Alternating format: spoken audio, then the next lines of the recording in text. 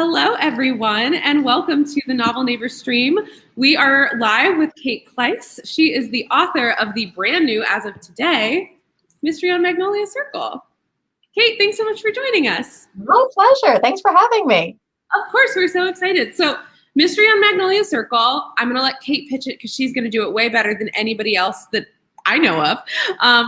The way that this event is going to work is that we're gearing it more towards our middle grade readers because that's who will be picking up this book. So our questions are going to be kid friendly, as is our conversation. Kate, why don't you tell us about your book? Well, I'm glad we're going to be kid friendly because I sort of locked into my personality at age 10. And I feel like I sort of stuck there. My sense of humor, my sensibility. What I like to read has too. It's honestly. Well, good. So Mystery of Magnolia Circle begins on the first day of summer vacation when our protagonist, Ivy Crowden, falls down the front stairs of her house and breaks her leg and thinks that her summer is going to be a disaster because she's going to be stuck in a cast for the duration of the summer. And you know that feeling where you think, oh, my life is over. Mm-hmm. And as she is recuperating, she sees what feels like a crime from her living room window. And it's kind of derivative of a very famous Alfred Hitchcock movie called Rear Window, where Jimmy Stewart witnesses a crime and then tries to piece it together. So so it's a mystery. It's set in the summer. She has a best friend. There are dogs. Nobody dies. It's a fun, I hope it's a fun book. It's the kind of book I liked reading when I was 10. Absolutely. And where is it set? In St. Louis, Missouri. Thank you for asking. Absolutely. It's our favorite part. Well, we are so excited about this. I think that mystery is such a fun genre. It was a genre I loved reading when I was younger. It's a genre I still love reading now. I just finished this a few hours ago. I'm so excited to talk to you about it. It was so much fun. So my first question is, what inspired you to write this book? Well, like you, I read a lot of mysteries as a kid. I was very into, did you read Encyclopedia Brown? When you were, I did. And I was a big Harriet the Spy kid. Me too. I liked Five Have a Mystery to Solve, which is by the British author Enid Blyton. And then, I don't know why, but I went through like 30 years where I did not read mysteries. I read a lot of other things. And I just rediscovered mysteries probably, 5 years or so ago. And I just tore through mysteries for grownups. And as I was thinking about what I wanted to write next, I knew I wanted a mystery. I knew I wanted, my memory of reading mysteries is that the protagonist sometimes, especially for adult mysteries, can be kind of odd and quirky and not really have strong social skills. I'm thinking maybe even like Sherlock Holmes. He's not a great friend to Watson. I mean, he kind of throws Watson under the bus more often than not. And so I wanted to see if I could do a mystery where the main character is a nice person and she's tough, but she's not a pushover. And her superpowers are kindness and curiosity and a love of animals and all the good things that I think can be empowering. So that's kind of, and then I sat down with my editor and we were trying to think of fun things. And she's the one who said, well, you got to have a dog or several dogs in it. And I'm like, okay, I can do that. And she's like, no, really? Because I grew up with 5 siblings. And so I always played with my siblings and the neighborhood kids. But as my editor pointed out, a lot of kids now have come from smaller families and their dogs are almost like a sibling. So I knew I needed to have the dogs play a big role. So and the dog does. The dogs, plural. Yes, absolutely. Also, Cassie, do you remember growing up and reading those books where dogs die at the end? And yes, I did not like that as a kid. No. And I know it's fiction and no dogs were harmed, but I remember there's like a whole genre of books where dogs die, and I did not want to do that. So you have the opposite of a dog dying at the end. So when we met the dogs in this book, immediately I turned to my colleague and I was like, if the dog dies, I'm out. I was like, I can't handle it. When I was growing up, there was a book that was like, all dogs die at the end, and it was like a book all about that. And then there was a website where you could go and you could just look up if the dog dies at the end. Like that was the only spoiler the website would tell you. So I think this is really, I was very happy that forewarned. Well, I remember back in the day, Charlotte's Web was like the third grade book. I mean, now I know kids read it at many different levels, but it used to be the third grade book. And I remember when we got to the end, I was just in a puddle of tears on my desk. The teacher read it out loud, and I was not happy with that ending. So, yeah, so we have a happy ending here. But there's, my editor, who I love, always says you have to make your characters work for it. And when I teach writing classes, I always say, what's fun as a reader is to see your characters working hard.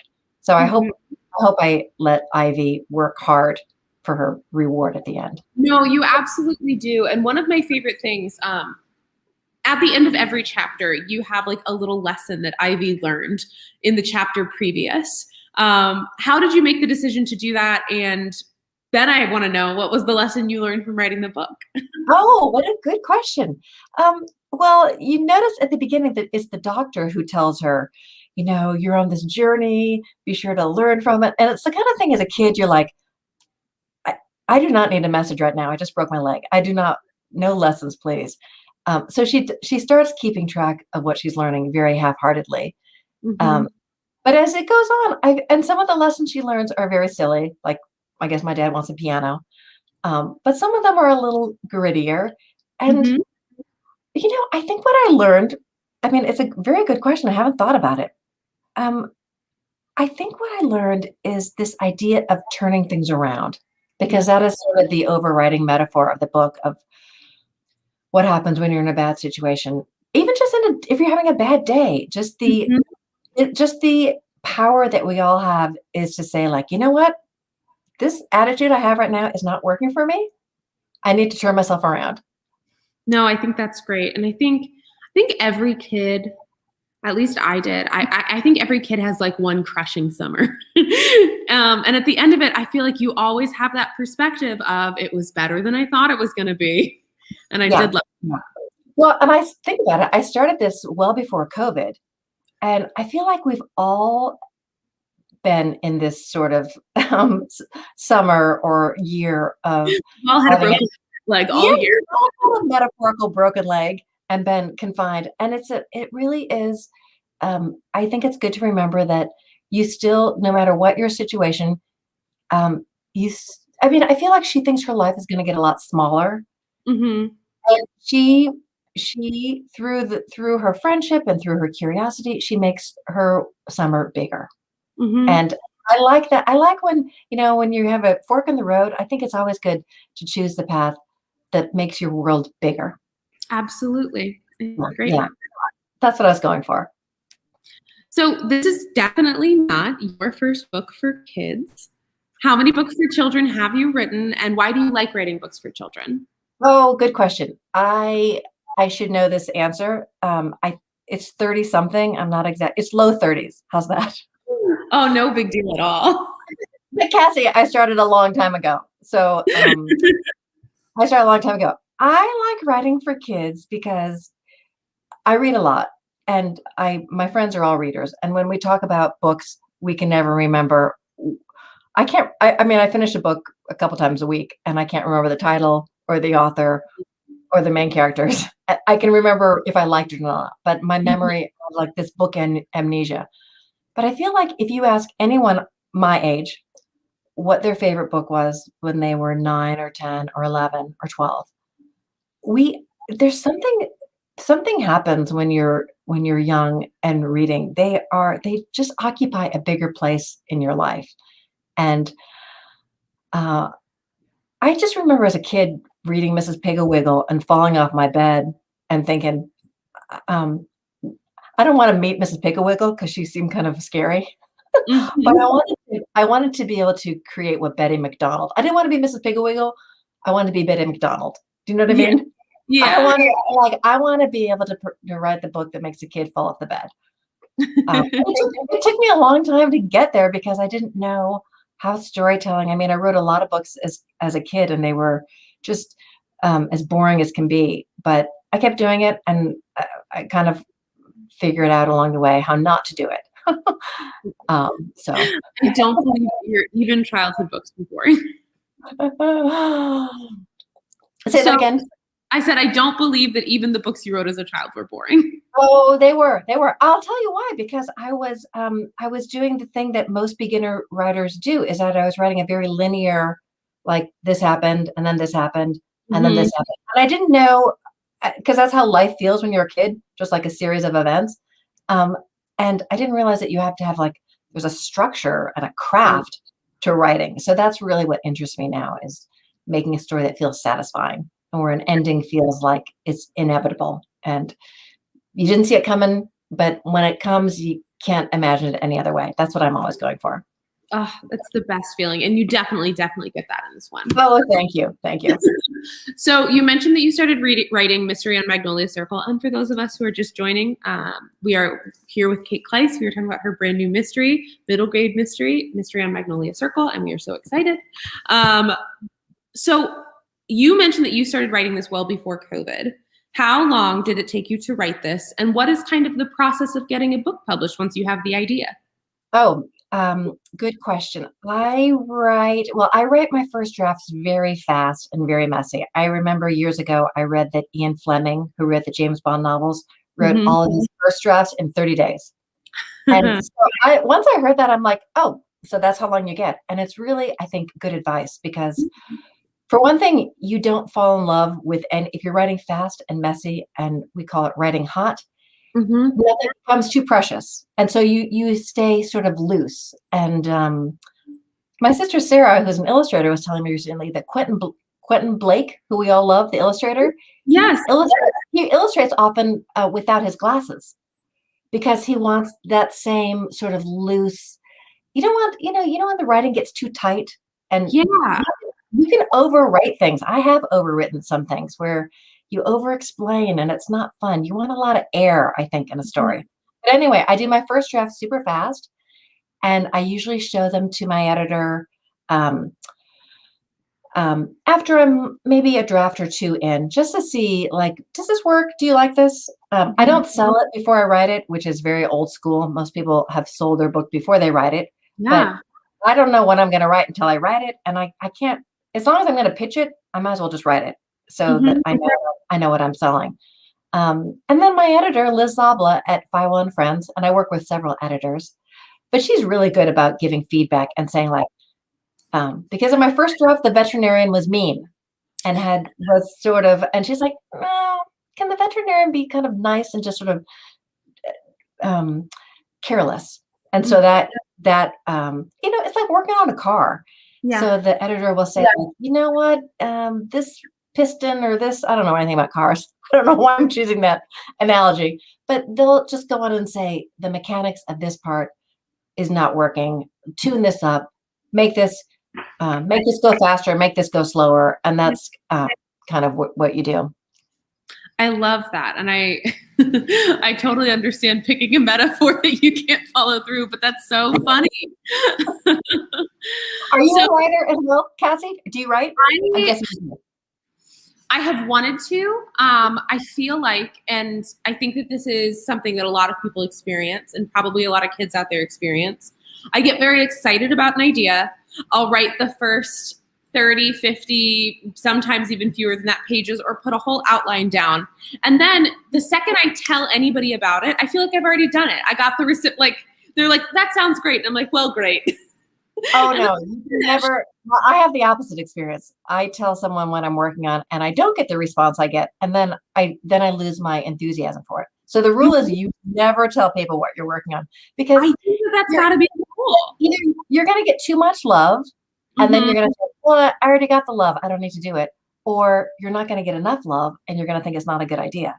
So it's better just to keep it in your head and write it fast and write it messy, and then put it in your sock drawer for a week or two and take it out again. And then you're going to be reading it as a reader and not as a writer.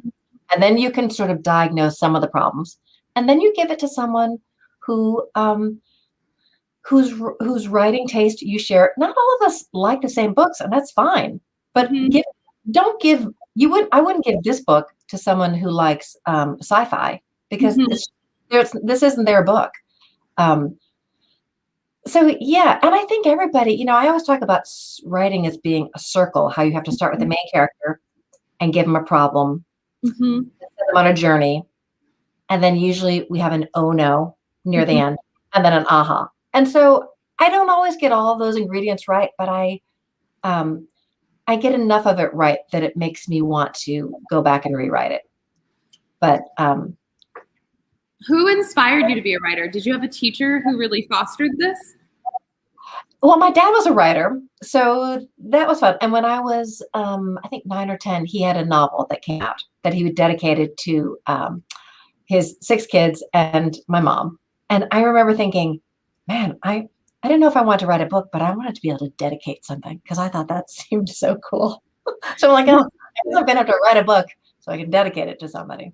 But and yeah, I had great teachers who, in fact, one of them just retired after 40 years. So I wrote him a fan letter about he would take our stories and put them on what we used to call an overhead projector, Yeah. and he would just he was like putting a body on the surgeon's table, and he would just like cut into it and just mutilate it. And I remember thinking, this feels terrible. But every once in a while, if you could make him laugh, it Yeah. just made me so happy. He was a great early editor, because he Mhm. made us all submit work when we were in high school, which was great. Um, Not because any of us got accepted, but because we just got used to being rejected and meeting deadlines and that sort of thing. Absolutely. What were your favorite writers growing up? Like, who were the people who inspired you? Oh, all the usual favorites. I loved E.B. White, even though he Hmm. made me cry. I loved Roald Dahl. I loved Hmm. Betty McDonald. I loved Peggy Parish. I had a very lowbrow sense of humor. I probably still do. Um, there's a book called The Big Joke Game by Scott Hmm. Gordon. I remember checking that out of the library, and I would finish it. And then my sister Sarah, we shared a bedroom, she would want to read it. And then we just pass it back and forth until we had to return it. We were just like, as soon as the book, you know, I just reread over and over again. It's funny, when I was trying to learn how to write for young readers and trying to learn how to write funny, I went back and reread a lot of those books, and especially like Amelia Bedelia. You Hmm. realize all of our humor has to do with misunderstandings. Yeah. And and how important it is to have, who's the family she works for, the Rogers? How Hmm. important it is to have that straight man. You can't have Amelia Bedelia and Jim Carrey and all, you can't have everybody zany. You Yeah. have to have, Amelia Bedelia is only funny because she works for a very straight-laced family.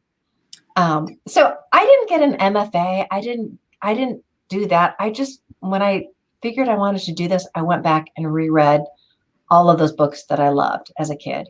Yeah. What I love about Amelia Bedelia, and what I found in this book as well, I like humor, especially in children's novels. It's not mean spirited. It's like, I think what you said about misunderstanding humor is so true, because that is like when we can all laugh at kind of the absurdity of it, and the person doesn't feel like the butt of the joke. It's like a I collective feel, situation is fun. I feel the exact same way. I like humor that doesn't have a victim. Absolutely. And I feel that with watching pranks and everything, as long as there's no victim, they can be Yeah, funny. yeah. Because if there's a victim, then I start feeling like, okay, I know who's next, and it's gonna be me who's gonna be on the wrong side of the joke, and it's a very uncomfortable feeling. I also Absolutely. like I also like the idea of exploring best friends, and I like Mhm. that Ivy. There were certain things that her best friend Teddy was getting that made her feel jealous, and I thought that's a interesting to me topic to delve into, that you can have a best friend, and when they get something first, or when we think Melvin's going to live with his family, it's like, man, that's my friend. Yeah. So I liked returning to those. Doesn't mean she's a bad person. It just means she's human. Who was your favorite character to write? Um, Probably the narrator, the Mhm. Ivy. Yeah, Yeah. yeah, Oh, yeah. She was fun to write. I like the parents too because they're just you know secondary characters are so handy when you're telling a story because they allow you to show what the main character is like without having to just say, Ivy has loving parents, but mhm, sometimes they can feel a little suffocating. Um, and her mom's can be kind of messagey. mhm. But but then Ivy gets kind of messagey too. Oh, So absolutely. yeah. Now, I also wanted to have a good teacher character. I have teacher friends who say, stop making the teachers all meanies. Sometimes if there's something going on in your life, it's not a bad idea to remember your nice teacher from last year who mhm. it's okay to email them in the summer and just say, hey, we've got a problem here. Can you help us out? I come from a family of teachers, and I think that that's very, very true. I remember my mom was a teacher at the elementary school I went to, and that was definitely a part of my like reading journey slash education journey. Obviously, was like growing up in schools. So I love when there's characters like that who you can really find positive adults in your life. Yeah. I So you, also like stories as a kid. I Go cut on. you off because I think there's a connection issue. You go. You like stories as a kid? Oh, oh, oh. Oh, I was going to say, I also like stories where there are several generations. Oh, is my being weird?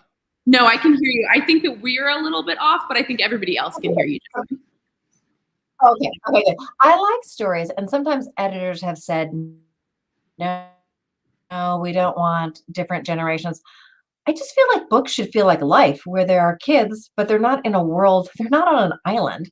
There are adults, there are parents, there are neighbors. I like I like when there are different generations in the same story because I think the adults can bring something to the story too. Absolutely. Okay, what were you going to say? I interrupted. No, no, no. I interrupted you. It was just a timing thing. You set this book in St. Louis, and I was wondering how you came to that decision. Why did you decide St. Louis? Well, I spent a lot of time in St. Louis. My boyfriend is in the symphony there. I dedicated it to him. And I used to write for the St. Louis newspaper, the Post-Dispatch. I had a column there for a hot minute. I wanted a city. I don't know. It seems like there are a lot of stories set in Chicago and New York and LA. Mm, St. Louis, other than Mascot, which is a book I highly recommend by Anthony Johns that came out a few years ago, there aren't a lot of St. Louis stories. So, mhm. and I don't know, summer in St. Louis, I never spent summers there. I grew up in Peoria, Illinois, about 3 hours up the road. I'm very But familiar with Victoria. you are, Yeah, I well, had I'm friends in dying Bradley. to know.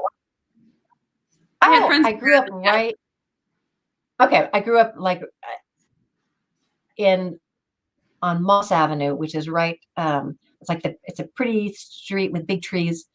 It feels kind of like Ivy Street in the story. But yeah, I like summer stories. Yeah, and I like a story set in a. I also like stories set in real places.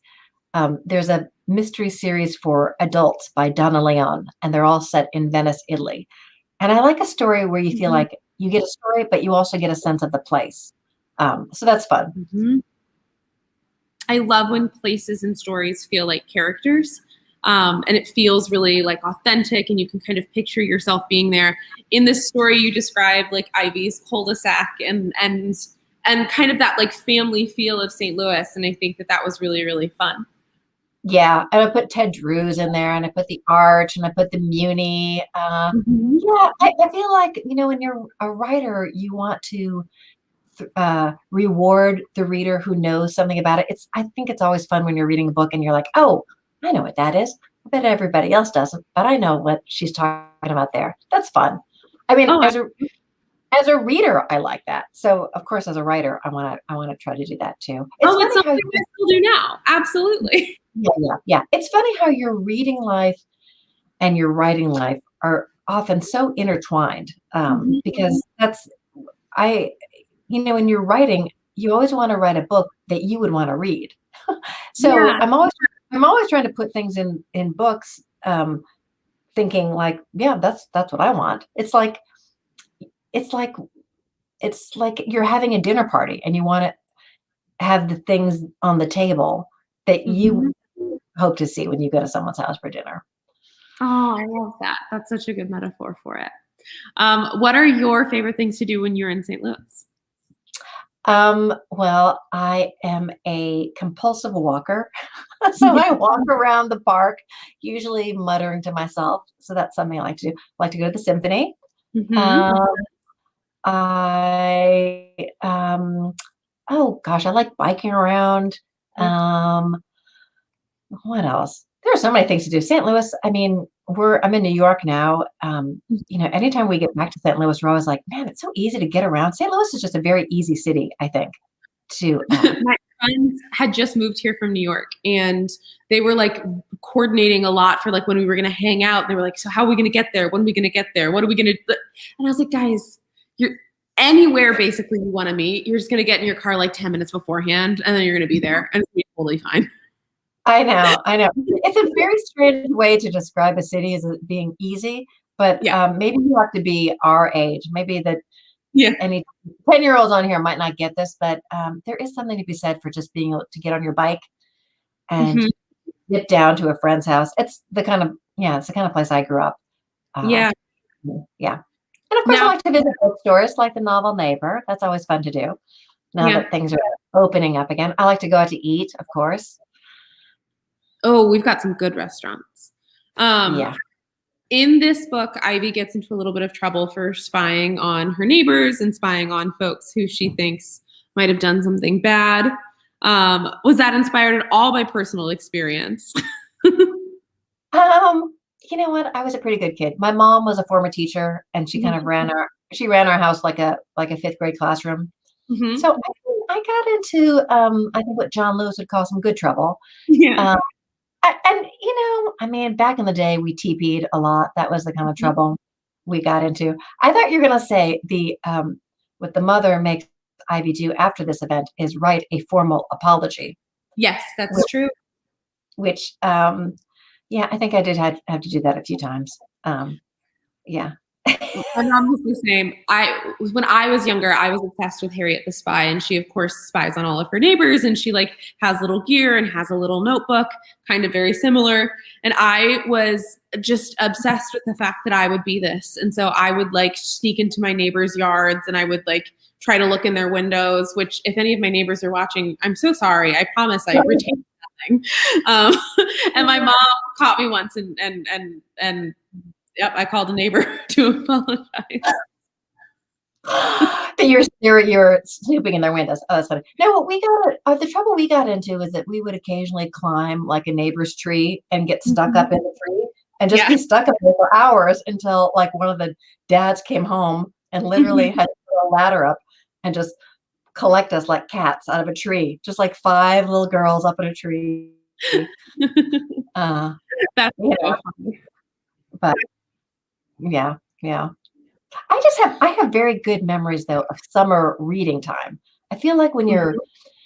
9, 8, 9, 10, 11, it's such a magic age that if you're lucky, you're not over scheduled and you have Mhm. remember those summers where you could just like lie on your bed in front of the fan and Yeah, just read with like yeah. lemonade or cookies or something. It's a fun feeling. And I We love that I was gonna say, and I love that teachers now are letting kids choose the books they read rather than assigning, which is such a nice development. we did a summer reading program this summer, and if any kids are watching, I hope that you're participating. You still have about 21 days, but it's like a bingo card, and we have like little prompts, several of which on Magnolia Circle would fill, and it's Oh, very fun. Kids are bringing it back, and when they do, they get a free former advanced reader's copy of a book, so like a paperback to take home with them to encourage it more. And I think that I used to love those from the library when I was growing up. I think summer reading is so important. And like you said earlier, the books that you read as kids just stick with you so much more than what I read now. I think so too. I know I have librarian friends who tell me parents come into the school and say, "Okay, I want my child to get into Harvard. Give me the reading list." And the librarians say, "It doesn't work like that. Just Hmm. let them read what they want and have them read by the pound." So Hmm. tell them, like, this summer, I want you to read 10 pounds of books. It doesn't, Hmm.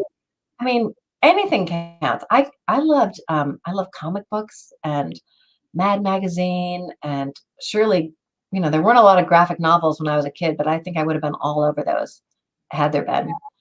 No, Um, I think graphic novels are so important for kids, and you can really find even the most reluctant readers if you add in those pieces. And I thought it was really great. Your book is illustrated by Celia Crampion. Is that how you say her mhm, last name? mhm, I I thought believe that so. Yeah. it was so important. I think like it makes it more accessible. It adds like a fun interactive element. I really did appreciate that piece. Good, good. I know, I remember as a kid thinking, like, you get to a certain age and you're like, "Where'd the pictures go?" Yeah. Like, "Where are the pictures?" And then you go to Japan or Hmm. most Asian countries and you see, like, no, they get to read picture books. They're all reading graphic novels till the day they die. So I think that's changing because I don't know. Illustrations are fun, and as you say, they add a lot to the just the pleasure of reading. Sometimes we Absolutely.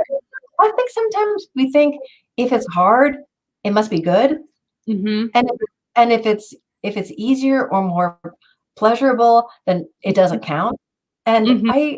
I call baloney on that. Oh, absolutely. And I think things are hard enough as is. You should be able to read the things that are fun, and you can get different things out of each of those. And I find that when I read middle grade today, like I get new pieces of personality and everything else out of each of those that I read. I think so too. I think when I was growing up, there weren't a whole lot of middle grade books. I mean, I told you I like Roald Dahl, E.B. Hmm. White, Warren Goes Wilder. I mean, I like those books because that's what there was. There, Hmm. and I went to a Catholic school. We didn't have a whole lot of books. We went to the public library. We didn't have a whole lot of bookstores in Peoria, or if we did, my parents didn't take us there. Yeah. They bought books for themselves, but the 6 kids, we read so fast. Yeah. We just tore through them. So, yeah, Absolutely. I think it's a fun time to be a young reader now because also there's something for everyone. Hmm.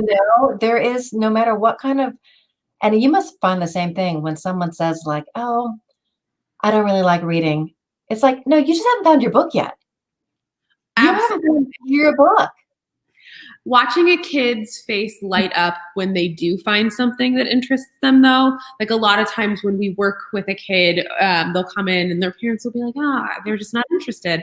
And then we'll find the thing. And it's so, so fun. So if you or you have a kid who is a reluctant reader, please bring them in. We will happily work with you of finding something that your kid would like, that you would like, because I think that's so important. What you said about options is great. Okay, Cassie, do you know there's this trend? I'm trying to think where it is. Is it in the UK? I don't know. I'll find out and I'll let you know. But what they do is they have bibliotherapists, and it's someone like you in a white jacket with a stethoscope around your neck and a prescription pad, and someone comes in to wherever, Hmm. library, books or whatever, and they say, "Oh, I don't like to read." And you say, "Okay, tell me 3 movies you like. Tell Hmm. me 3 games you like. Tell me blah, blah," and then you can prescribe a book. I'm laughing because we were talking about bibliotherapy only just today. I can I mean, if I need to go back and get another career, which I might at some point, I am gonna be all over this because I just want I want the white jacket, and I want the stethoscope, and I want the prescription pad Yeah. because I just think it's a great idea, not just for kids either. I mean, for you young readers listening, this applies to your parents as well and your grandparents Mhm. because what if someone says, like, "Oh, I'm feeling kind of depressed. I'm in a blue mood." And instead of a magic pill, it's like, "Oh, um, have you read um oh, what would be a book that would just make you happy every time you read it?" Um, Um, everything on a Waffle by Polly Horvath. yeah, absolutely. Who wouldn't want to read that book? Yeah, I definitely remember Ramona and Beezus. All of those were definitely, they always made me happy. I always wanted an older sister when I was growing up, because of Ramona and Beezus. And then I got a little sister when I was like 12, and I was like, oh my gosh, I'm Beezus. Oh, the big sister. Absolutely. I'm in Chautauqua, New York, where it's sort of like a Disneyland for older people. It's like a summer camp, and every week they have a different theme. And this week's theme is empathy. And so they have all these experts coming in. Cheryl Strayed was here on Monday, and like a guy talking about primate, how we can learn from primates. And I leaned over to a friend during this morning's lecture, and I said, they have not said the one fact about empathy that I find so compelling, which is that if you want to raise an empathetic child, can you guess what I'm going to say next? Have them read fiction. Have them read fiction. Because that's so important. Yeah, because that's how you learn how to you inhabit somebody else's world for 200 pages, and you walk in their shoes. And what happens to them, that's how you build. I just think that is that's like news you can use, don't you think? And I think, especially as we talked about having more options nowadays, if you are watching this and you are younger and you are figuring out what to read, like, the diversity that is available to you is something that was just not necessarily there when I was younger, or I didn't know about it. Like, we now have so many more access to books that are written by people of color, that are written by people with disability, that are written by people who are part of the LGBTQ community. And I think all of that put together means that you get to learn from so many different people and so many different perspectives. And that's really, really awesome, especially in books for kids. I completely agree with the empathy piece of that. I think so too. It's also, if you're curious about people who are not like you, that's like and you live in a place where there aren't a lot of people of color or whatever. You know, if you live in I live in the Missouri Ozarks, where there's a lot of sameness going on. It's like, this is how you make your world bigger, even when it feels small. So, yeah. And that's why I think it's important to read, for boys to read books written by girls, for girls to read books written by boys. It's a way of just experimenting with other people's brains, basically. No, I think that's so smart. Now, you are a teacher, so you teach writing as well, right? Or you have? Well, I do. I teach. I travel around to a lot of schools and libraries. And then during COVID, my illustrator sister Sarah and I started doing master classes on Zoom. And we had an absolute blast, because we had, in our first group there, we had, the youngest was 8. And I think we had an 81-year-old. And they were all working on books together. And it was so fun. I don't know. I think during COVID, it just felt really good for everyone to get together and make something. Yes. And absolutely. there were plots that some people did picture books, some people did chapter books, some people wrote self-help, and it was really fun. And I learned, I probably learned more from them than they learned from me. But I can't teach anybody how to have a good idea. But if someone will bring an idea to me, I can help, I hope, teach the craft of writing. And just the fact that you don't want to do what I used to do, which is like, this happened, and then this happened, and then this happened, and then this happened. That's just not a compelling story. Would you say is your most common piece of advice for kids or other people who want to become writers? Because it's quite the career that you have built. Well, I'll tell you a good piece of advice. And I just heard this recently from Bob Mankoff, who's a former editor, cartoon editor for the New Yorker. And it's not a piece of advice, it's just something to think about. He said the difference between an amateur and a professional, and I think this applies to writing and to everything else. The difference between an amateur and a professional is that the amateur is always happy with their first try. And a professional is so unhappy with their first try that you can't wait to get up in the morning. So you can get rid of it, so nobody ever sees that, because they might think you're as bad as you know you are. And, a professional is like never satisfied. So you just want to keep making it better and better and better. Not to the point that you are driving yourself crazy, but yeah, I just think, I, I don't know. I think, writing a book is hard, but a lot of things are hard. And the things that are most satisfying are the things that are always a little bit outside your comfort zone. Um, that's why learning to ride a bike is so fun, because it's hard to do. It's not the idea that you're balancing. That's hard.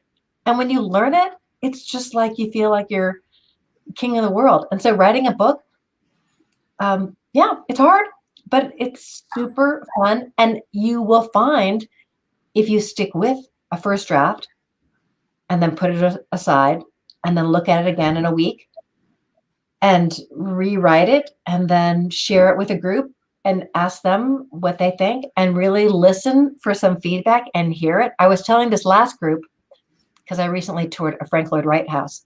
I'm like, we want to be like Frank Lloyd Wright, where you build a house for someone and the bed is too short and they ask if you can make them a bigger bed. And you say, I'm sorry, I can't make you a bigger bed because it would just mess up the look of the room. No, we want to hear advice and make things better. So yeah, it's a process. Yeah. Having written more than 30 books, does it still feel special when you get to hold one in your hands for the first time? Yeah. One? Oh yeah, and nerve-wracking. I've got one right here, and I haven't quite had a chance to look through it because I'm afraid the dreams that writers have is that you open it and all the pages are upside down and they're all out of order.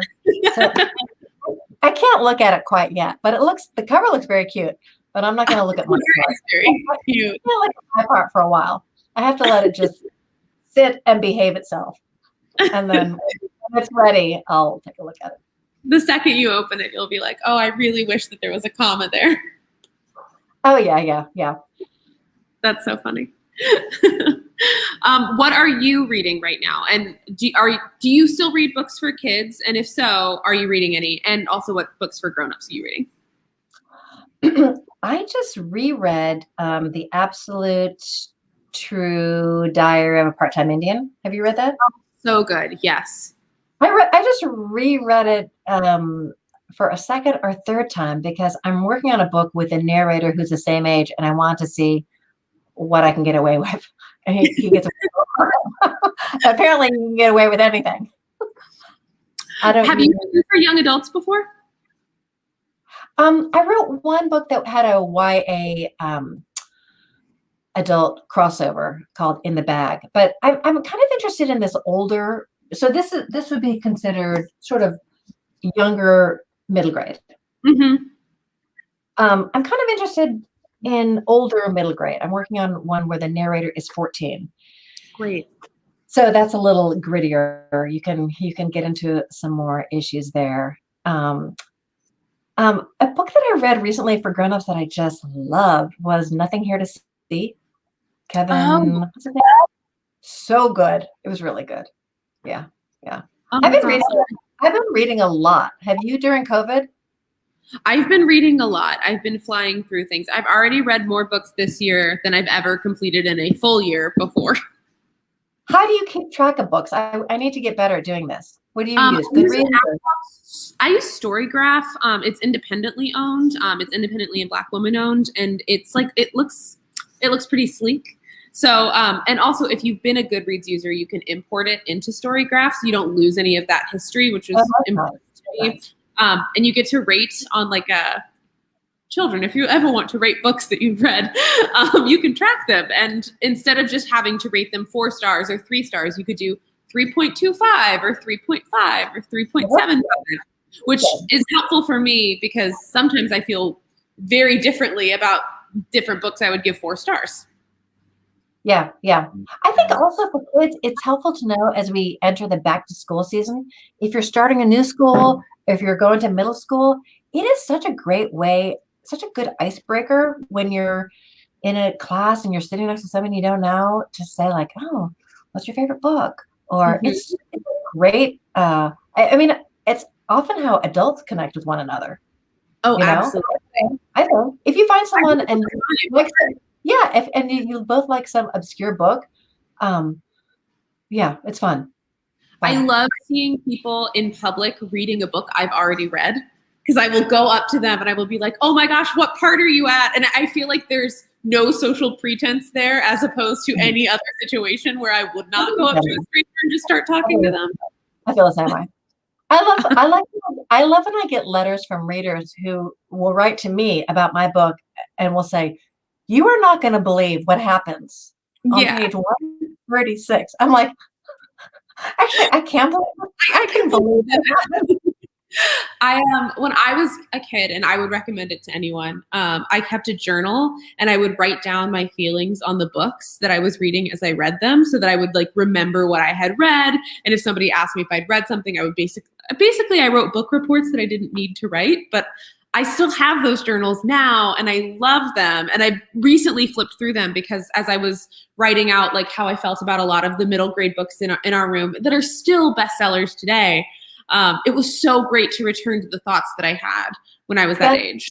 that's brilliant. And does your taste align? Does your adult taste align with your child taste? It does. Absolutely. Yes.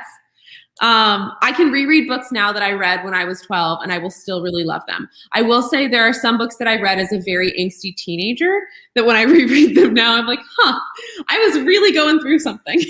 That's But why. That's why I can't write YA because I wasn't that kind of a kid. I think also we were just talking about this yesterday. I The thing about reading a hardcover, Mhm. hard paper copy is that I still remember where on the page Mhm. certain lines of books are from, like Charlotte's Web. Not many, folks come along in life who are both a good friend and a good writer. Charlotte was both. Do you remember Yes, this? I I can do. see I know exactly where it is on the page. Mhm. Yep. So, there is and we do know that reading, especially for young readers, cognition is a lot better on paper. I mean, maybe our brains will adapt to reading on a screen, but for now, Mhm. especially when you're learning to read or when your brain is still forming, it's much better to read on paper. We know that. So, Yeah. I do both, but I think I've also recently started listening to some audiobooks. And what I really like, I have ADHD, so sometimes what's helpful is I'll have the audiobook in my ears and I'll have the physical book in front of me and I'll kind of read along.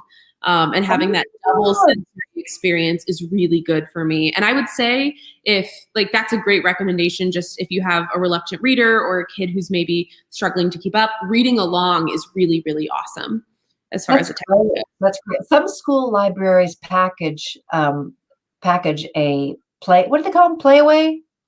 Like the audiobooks. Yeah, an audiobook with a hardcover Yeah. or paperback of the book. That's great. Also, Yeah. it's like it's letting someone else drive for a while while Yeah. you're reading the book. Like you can drive. I'm just gonna let it wash over me, and then Oh, I'll absolutely. yeah. I think it's such a great, it's A, I can read faster. B, like it's really good for attention stuff I've found. That's Um, great. That's great. Before we go, I have a few questions from folks who have been watching. Okay, so we have an 8-year-old named Max watching. He absolutely loves your book series, 43 Cemetery Road. Oh, good. And he wants to know, are there any more books coming in the series? Oh, goodness. I think I did 7 max, Hmm.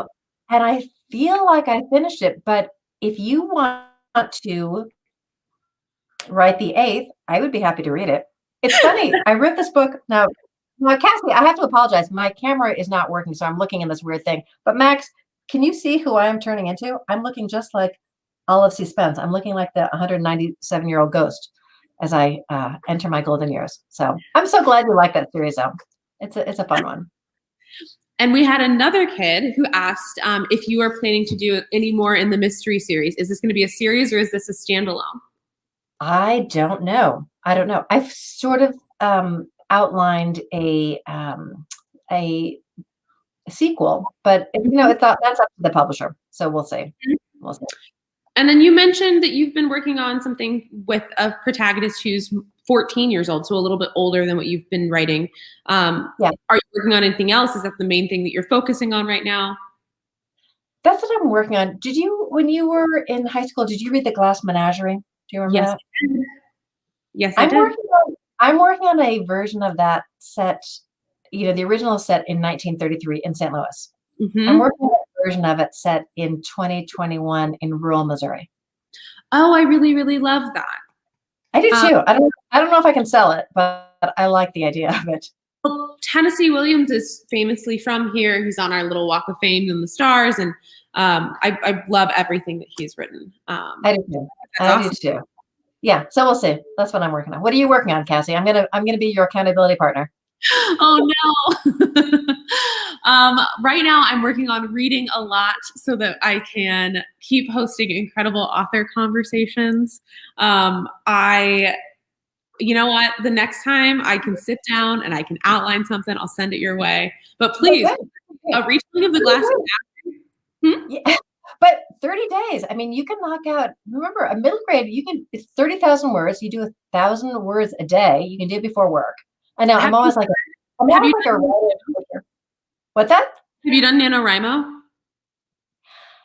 Mm, I have not. Is that November? Because my writing months are usually like January, and January is always a really good writing month for me. Ooh, Um, I love. November's not a good writing month for me. It's too much holiday craziness. But it seems like you use the same general rule of like setting the Yeah, date. yeah, yeah. And just powering through it and just not getting too fussy about, this sentence isn't perfect. You're just trying to get the bones of a story down. No, I love that. I think that's great. You and I can We, we'd be next to each other on the bookshelf. We would. We've got. I'm Cassie King, and you're Kate Klise. So we've both got a double K alliteration. We have the K shelf. Absolutely, I'll have them clear out the K shelf just for us. Yes, right here. Okay, so just a few very rapid fire questions. They're just fun and they're silly, and then I will let you go back to your evening because I'm sure that it's a warm one in New York tonight, isn't it? Yeah, it's pretty warm. Yeah. Okay, so winter or summer? Oh, summer. Yeah. What's your favorite kind of ice cream? Kind of ice cream? Mhm. Oh, I like the one that has the chocolate and the caramel and the nuts and some salt, like salted caramel with chocolate. Yeah, no, that's a good one. Mhm. What's your favorite movie? Well, To Kill a Mockingbird, maybe. Yeah, a Yeah, classic. yeah.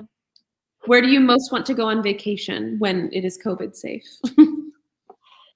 I want to go back to Portugal. Where you have you have an apartment there, correct?